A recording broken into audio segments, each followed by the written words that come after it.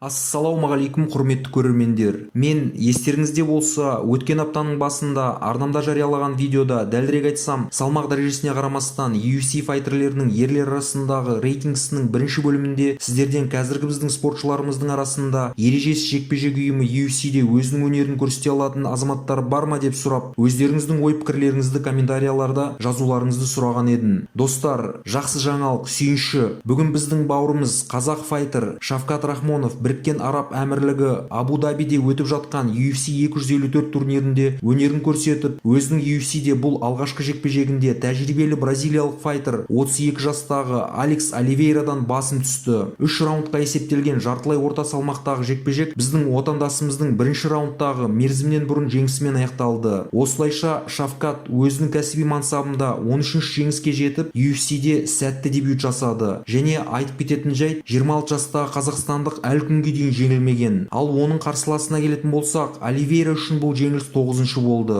Айта кетейік, бразилиялық UFC-де ол 18 жекпе-жек өткізіп, оның 11-ін жеңіп алды. Құрметті көрермендер, барлығыңызды және Шавкаттың өзін бұл жеңіспен құттықтай отырып, келесі жекпе-жектерде оған сәттілік тілейміз. Лайк басып, арнаға жазылыңыздар. Келесі видеоларда кездескенше сау саламат болыңыздар.